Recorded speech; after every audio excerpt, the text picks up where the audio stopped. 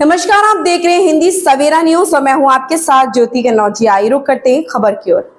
परिक्रमा मार्ग के गोपाल घाट स्थित राधा प्रसाद धाम में चल रहे स्वामी श्री हरिदास जी महाराज के 544वें अभिभार्व महोत्सव के 6वें दिन वृंदावन के साधु संत और महंतों ने सानिध्य में विद्वत संगोष्ठी और ग्रंथ विमोचन का आयोजन किया गया, जिसमें विस्तृत जानकारी देते हुए आश्रम के महंत मोहिनी बिहारी शरण महाराज ने बताया कि स्वामी श्री हरिदास जी महाराज के अभिभार्व महोत्सव के 6ठे दिन वृंदावन के संत महंतों के द्वारा विधिवत गोष्ठी का आयोजन किया गया। साथ ही कार्यक्रम की अध्यक्षता कर रहे स्वामी हरिदास जी पीठाधीश्वर आचार्य महामंडेश्वर राधा प्रसाद देव जो महाराज ने के द्वारा लिखित ग्रंथ का भी विमोचन किया गया है। उन्होंने बताया कि पूज्य गुरुदेव अब तक करीब 72 ग्रंथों की रचना कर चुके हैं, जिसमें प्रिया प्रीतम से एक भक्त किस तरीके से भक्ति करें उसका व्याख्यान किया गया है।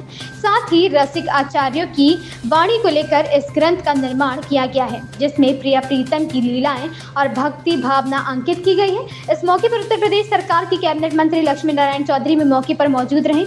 उन्होंने कहा कि ब्रज की शोभा स्वामी हरिदास जी ही की देन है। वहाँ वृंदावन में बहुत जल्द ही स्वामी हरिदास जी महाराज के नाम द्वार भी बनाया जाएगा। साथ ही संयुक्त शौचशय्या चिकित्सालय के निकट बन रहे ऑडिटोरियम को भी स्वामी हरिदास जी के नाम से ही रखा जाएगा।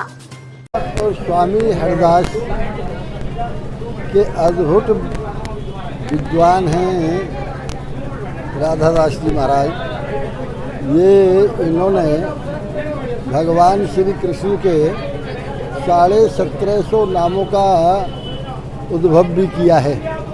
राधा जी के 2200 नामों का भी उद्भव किया है। ये एक ब्रज की ऐसी धरोहर है, आगे चल के इन ग्रंथों के ऊपर थोड़े सभी लोग यूनिवर्सिटी और कॉलेजों में रिसर्च हुआ करेंगी।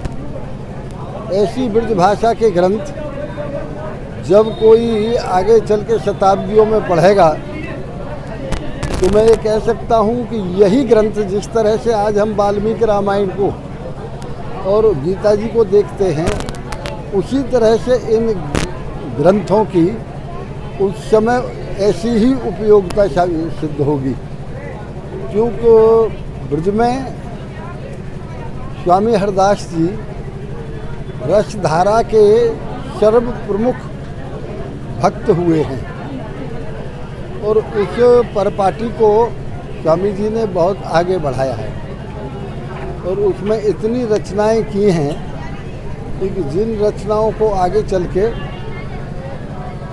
ब्रज की एक आभूषण के रूप में लोग इस पर रिसर्च किया करेंगे।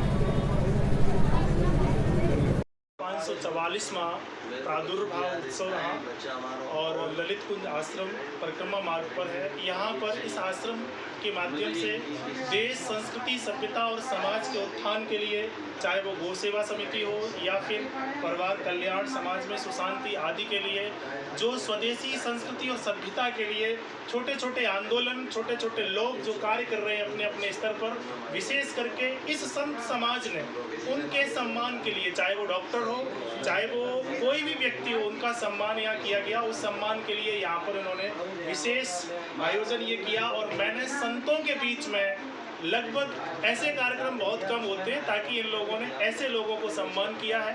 ऐसे संतों के लिए मैं ईश्वर से और प्रकृति से बहुत कुछ दीर्घायु की कामना करते हुए नमन करता हूं कि ऐसे संस्कृति के संरक्षक लोगों को अगर उत्साह और सम्मान मिलता रहेगा तो ये आंदोलन और संस्कृति और सभ्यता आगे बढ़ती रहेगी।